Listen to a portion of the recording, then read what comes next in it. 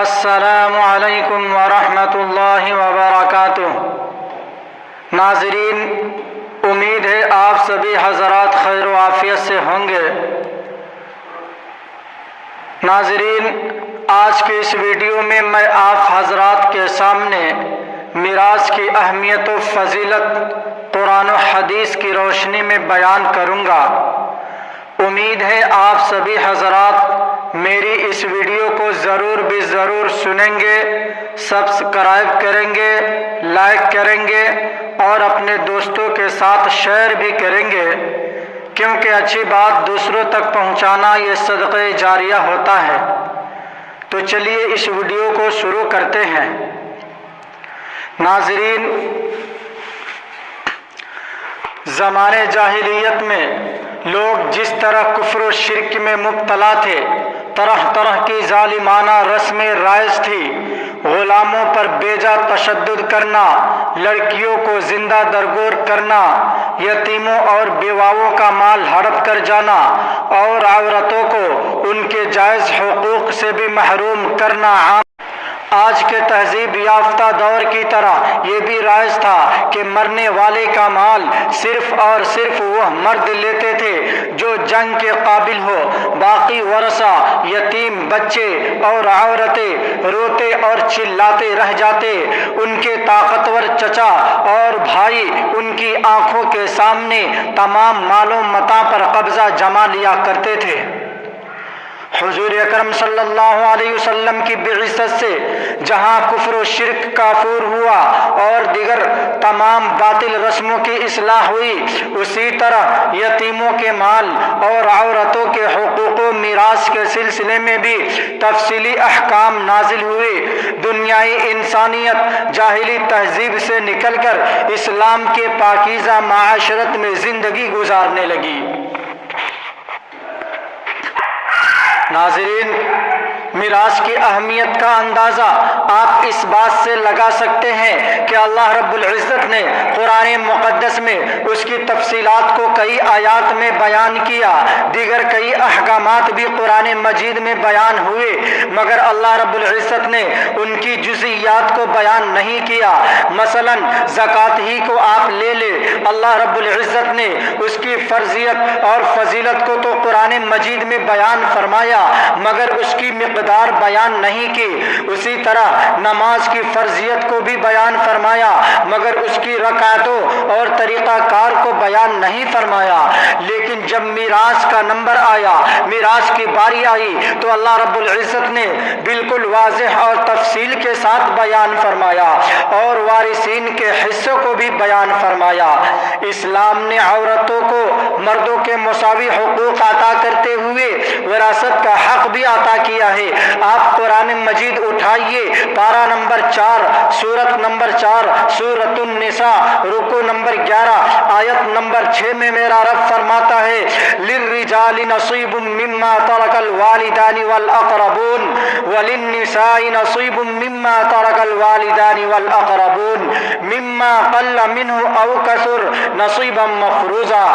ماں باپ اور رشتہ داروں کے ترکے میں خواہ وہ تھوڑا ہو یا زیادہ لڑکوں کا حصہ ہے، اور ماں باپ اور رشتہ داروں کے ترکے میں خواہ وہ تھوڑا ہو یا زیادہ لڑکیوں کا بھی حصہ ہے، اور یہ حصے خدا کی طرف سے مقرر ہے۔ یعنی اصولی طور پر لڑکا اور لڑکی دونوں وراثت میں اپنا اپنا مقررہ حصہ لینے کے حقدار ہے، اور کوئی شخص انہیں ان کے اس حق سے محروم نہیں کر سکتا۔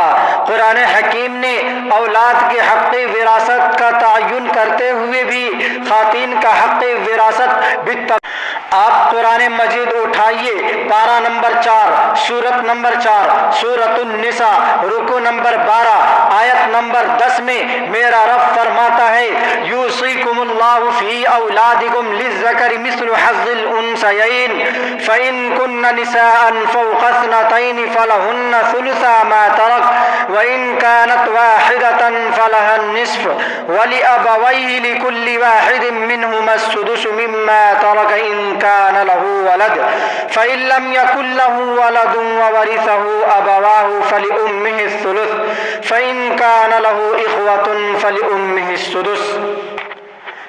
تمہاری اولاد سے متعلق اللہ رب العزت کا یہ تاکیدی حکم ہے کہ ترکے میں لڑکے کے لیے 2 لڑکیوں کے برابر حصہ ہے۔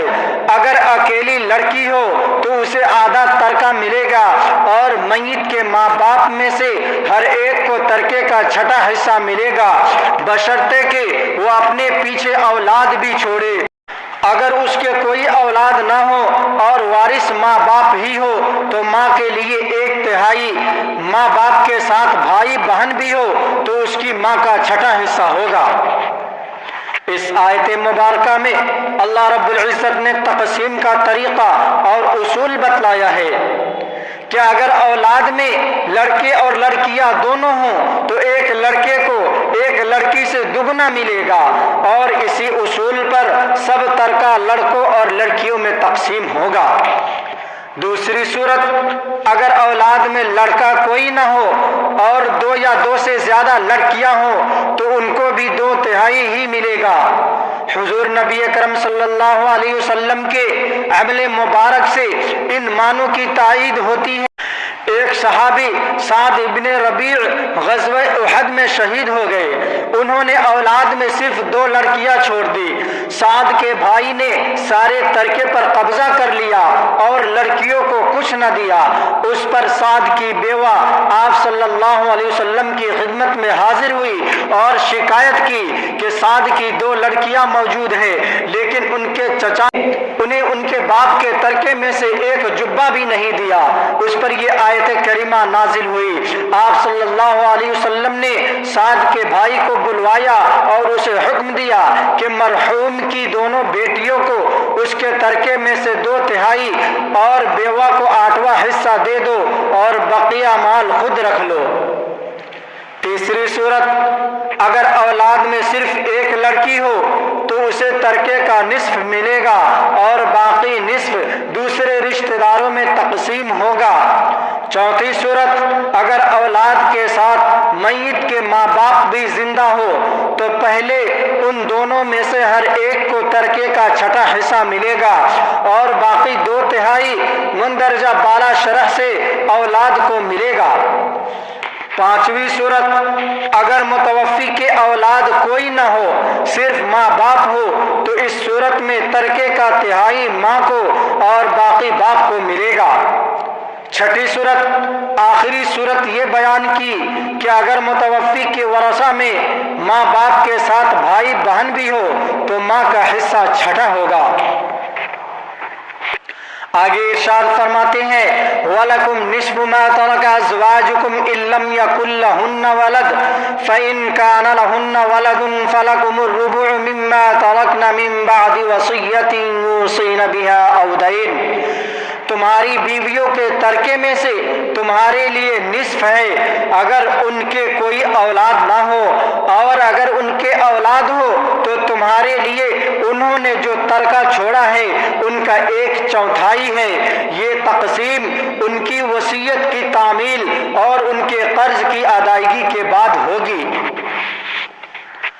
اور شوہر کی وفات کی صورت میں بتایا وَلَهُنَّ الرُّبُعُ مِمَّا تَرَكْتُمْ إِن لَّمْ يَكُن لَّكُمْ وَلَدٌ فَإِن كَانَ لَكُمْ وَلَدٌ فَلَهُنَّ الثُّمُنُ مِمَّا تَرَكْتُمْ مِن بَعْدِ وَصِيَّةٍ تُوصُونَ بِهَا أَوْ دَيْنٍ۔ اور تمہارے ترکے میں سے تمہاری بیویوں کا 1/4 اگر تمہارے کوئی اولاد نہیں، اگر تمہاری اولاد بھی ہو تو تمہارے ترکے میں سے ان کا حصہ 8واں ہے۔ یہ تقسیم تمہاری وصیت کی تعمیل اور تمہارے قرض کی ادائیگی کے بعد ہوگی۔ ناظرین، آج ہماری حالت یہ ہو چکی ہے کہ ہم لوگ رواج پر تو عمل کر لیتے ہیں، ہندوانہ رسم پر تو عمل کر لیتے ہیں، لیکن قرآن مجید کے 1.5 صفحے پر عمل نہیں کر پاتے۔ رواج کیا ہے؟ رواج یہ ہے کہ ہم لوگ عورتوں کو جہیز میں کچھ سامان دے دیتے ہیں اور میراث میں جو ان کا حق بنتا ہے خود ہضم کر لیتے ہیں۔ اگر کوئی شخص اپنی بیٹی کو جہیز میں پوری دنیا کی دولت دے دے، اس کے بعد اس بیٹی کا میراث میں 1 روپیہ بھی حق بنتا ہے تو تو 1 روپیہ اس بیٹی کا حق ہے، یہ اس کو دینا پڑے گا۔ اگر اس دنیا میں نہ دیا تو کل آخرت میں اپنی نیکیوں کی صورت میں دینا پڑے گا۔ کسی دوسرے کا حق کھانا گناہ کبیرہ ہے، اور یہ ایسا گناہ ہے کہ جب تک معاف نہ کرایا جائے معاف نہیں ہوگا۔ ممکن ہے اللہ رب العزت مہربانی فرما کر حقوق اللہ کو معاف فرما دے، مگر حقوق العباد، بندوں کے حقوق اس وقت تک معاف نہیں ہوں گے جب تک اس شخص سے معاف نہ کرا دیے جائیں جس کے حقوق تلف کیے ہیں۔ نبی کریم صلی اللہ علیہ وسلم نے ارشاد فرمایا، کیا تم جانتے ہو کہ مفلس کون ہے؟ صحابہ کرام نے عرض کیا، ہمارے نزدیک مفلس وہ شخص ہے جس کے پاس کوئی پیسہ اور دنیا کا ساز و سامان نہ ہو۔ آپ صلی اللہ علیہ وسلم نے ارشاد فرمایا، میری امت کا مفلس وہ شخص ہے جو قیامت کے دن بہت سی نماز، روزہ، زکوٰۃ اور دوسری مقبول عبادتیں لے کر آئے گا، مگر حال یہ ہوگا کہ اس نے کسی کو گالی دی ہوگی، کسی پر تہمت لگائی ہوگی، کسی کا مال کھایا ہوگا، کسی کا خون بہایا ہوگا یا کسی کو مارا پیٹا ہوگا، تو اس کی نیکیوں میں سے ایک حق والے کو اس کے حق کے بقدر نیکیاں دی جائیں گی، ایسے ہی دوسرے حق والے کو اس کی نیکیوں میں سے اس کے حق کے بقدر پھر اگر دوسرے کے حقوق چکائے جانے سے پہلے اس کی ساری نیکیاں ختم ہو جائیں گی تو ان حقوق کے بقدر حقداروں اور مظلوموں کے گناہ جو انہوں نے دنیا میں کیے ہوں گے ان سے لے کر اس شخص پر ڈال دیے جائیں گے اور پھر اس شخص کو دوزخ میں پھینک دیا جائے گا۔ ناظرین، حضرات ائمہ کرام اور علماء کرام نے وراثت سے محرومی کی درجہ ذیل وجوہات ذکر کی ہے۔ نمبر 1 قتل، یعنی بیٹے نے باپ کو قتل کر دیا۔ نمبر 2 اختلاف دین، یعنی باپ مسلمان تھا اور بیٹا مرتد و کافر ہو گیا تھا، یا اس کے برعکس باپ مرتد و کافر اور بیٹا مسلمان۔ نمبر 3 غلامی، یعنی غلام خام کامل ہو یا ناقص وراثت سے محروم ہو جائے گا۔ بچے کی نافرمانی اور گمراہی جب حد سے تجاوز کر جائے تو اللہ تعالیٰ نے والدین کو یہ حق عطا کیا ہے کہ وہ اپنے بچے کو عاق کر دے، لیکن اس کے باوجود والدین میں سے کسی کو بھی یہ حق حاصل نہیں ہے کہ وہ اپنے کسی بچے کو اپنی جائیداد اور وراثت سے محروم کر دے۔ وراثت کی تقسیم تو یہ اللہ رب العزت کی جانب سے ہے، یہ اللہ رب العزت کا فیصلہ اور حکم ہے۔ کسی بندے کے لیے یہ جائز نہیں کہ وہ اللہ رب العزت کے فیصلے کو بدل دے اور اللہ رب العزت کے حکم کی نافرمانی کرے۔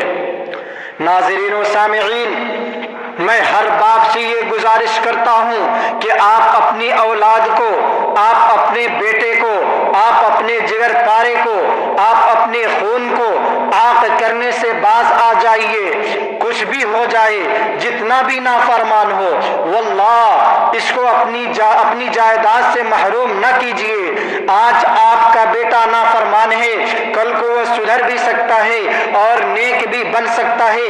آپ محروم کر دیں گے تو وہ آپ کے مرنے کے بعد ویران ٹھوکریں کھاتا پھرے گا، اس میں آپ کی اس لیے آپ اس کو اس کا حصہ دے کر علیحدہ کر دیجئے اور سب بچوں کو ان کے حصے دے کر انہیں مالک بنا دیجئے۔ آپ اس دنیا میں بھی نیک نام رہیں گے اور آخرت میں بھی آپ کی روح کو راحت ملے گی۔ یاد رکھیے، اپنی اولاد اور ورثہ کے لیے مال چھوڑنا بھی ثواب کا کام ہے۔ امام بخاری رحمۃ اللہ علیہ نے اپنی صحیح میں نقل کیا ہے کہ حضرت سعد بن ابی وقاص رضی اللہ تعالیٰ عنہ کہتے ہیں کہ میں فتح مکہ والے سال ایسا بیمار ہوا کہ یہ محسوس ہوتا تھا کہ گویا ابھی موت آنے والی ہے۔ رسول اللہ صلی اللہ علیہ وسلم میری عیادت کے لیے تشریف لائے تو میں نے عرض کیا، اے اللہ کے رسول صلی اللہ علیہ وسلم، میرے پاس بہت سا مال ہے، میری صرف ایک ہی بیٹی کو میراث کا حصہ پہنچتا ہے تو کیا میں اپنے پورے مال کی وصیت کر دوں؟ آپ علیہ السلام نے فرمایا نہیں۔ میں نے عرض کیا آدھے مال کی وصیت کر دوں؟ آپ علیہ السلام نے فرمایا نہیں۔ میں نے عرض کیا تہائی مال کی وصیت کر دوں؟ آپ علیہ السلام نے فرمایا تہائی کی وصیت کر سکتے ہو، اور یہ تہائی بھی بہت ہے۔ پھر فرمایا تم اپنے وارثین کو مالداری کی حالت میں چھوڑو، فقر و فاقہ اور تنگ دستی کی حالت میں نہ چھوڑو، کہیں ایسا نہ ہو کہ وہ تمہارے اس دنیا سے جانے کے بعد لوگوں کے سامنے ہاتھ پھیلانے لگے، بھیک مانگنے لگے۔ ناظرین، دنیا کے تمام ممالک میں خواتین کو وراثت سے محروم کرنا قابل سزا جرم قرار دیا گیا ہے، مگر افسوس صد افسوس آج بھی زمانے جاہلیت کی طرح بیٹی کو بوجھ سمجھا جا رہا ہے، بیٹی کو حق وراثت سے محروم کیا جا رہا ہے، اور اسی کے ساتھ ساتھ بیٹی کے اور بھی دیگر حقوق غصب کیے جا رہے ہیں، اور اگر بالفرض بیٹی نے اپنے حقوق کا مطالبہ تو اس کو بے شرمی اور لادینیت سے تعبیر کیا جا رہا ہے۔ یاد رکھے والدین کا، عزیز و اقربا کا، رشتہ دار اور خاندان والوں کا بیٹیوں کے ساتھ یہ سلوک کرنا یا تو دین سے دوری کی بنا پر ہوگا، یا احکام خداوندی کو نہ ماننے کی بنا پر ہوگا، یا قانون نافذ کرنے والے اداروں کی کمزوری کی بنا پر ہوگا۔ اگر دین سے دوری کی بنا پر ہے تو پھر آپ علماء کرام سے رابطہ کریں، ان سے پوچھیں کہ ہمارے اوپر بیٹیوں کے کیا حقوق ہیں، ہمارے اوپر بیٹیوں کی کیا ذمہ داری ہے، اور اگر شرعی احکام نہ ماننے کی بنا پر ہے تو پھر آپ کو توبہ استغفار کر کے تجدید ایمان کرنی پڑے گی، یعنی پھر سے کلمہ پڑھ کر مسلمان ہونا پڑے گا۔ اور اگر قانون نافذ کرنے والے اداروں کی کمزوری کی بنا پر ہے تو پھر آپ کو ان اداروں سے مطالبہ کرنا پڑے گا کہ وہ ہمارے مسلم خواتین کے حقوق کے لیے شرعی احکام کی رعایت کرے، کیونکہ مطالبہ کرنا یہ ہمارا حق بنتا ہے۔ حضرت ابو سعید خدری رضی اللہ تعالی عنہ روایت فرماتے ہیں کہ میں نے رسول اللہ صلی اللہ علیہ وسلم کو یہ ارشاد فرماتے ہوئے سنا کہ جو شخص تم میں سے کسی منکر ناجائز کام کو اپنے سامنے ہوتا ہوا دیکھے تو چاہیے کہ اس کو اپنے ہاتھ سے روک ڈالے، یعنی بزور طاقت برے کام کو روک دے۔ پس اگر اتنی طاقت نہ رکھے تو زبان سے منع کرے کہ غلط اور گناہ کے کام ہے، باز آ جاؤ، اور اگر اس کی بھی طاقت نہ ہو بلکہ زبان سے روکنے میں فتنے کا بھی اندیشہ ہو تو پھر اپنے دل سے اس کو برا جانے، اور یہ کمزور ایمان ہے، یعنی ایمان کا ادنا درجہ یہ ہے کہ بری بات کو صرف دل سے برا جانتا رہے، اور اگر دل سے بھی اس کو برا نہ سمجھا تو پھر ایمان کہاں رہا۔ ناظرین و سامعین، تعجب بالائے تعجب یہ ہے کہ پڑھا لکھا طبقہ اور دینی ذہن رکھنے والے افراد بھی بیٹیوں اور بہنوں کو وراثت میں سے حصہ دینے سے کتراتے ہیں۔ اسلام نے اپنے ماننے والوں پر لازم کیا ہے کہ عورتوں کو وراثت میں شریعت اسلامیہ کے مطابق حصہ دے، تاکہ روز قیامت اللہ تبارک و تعالی کے سامنے اس شرمندگی سے بچ سکے اور معاشرہ بھی اخلاقی بگاڑ سے محفوظ رہ سکے۔ امید ہے آپ سبھی حضرات کو میری یہ ویڈیو پسند آئی ہوگی۔ آپ حضرات سے درخواست ہے کہ زیادہ سے زیادہ میری ویڈیو کو شیئر کریں۔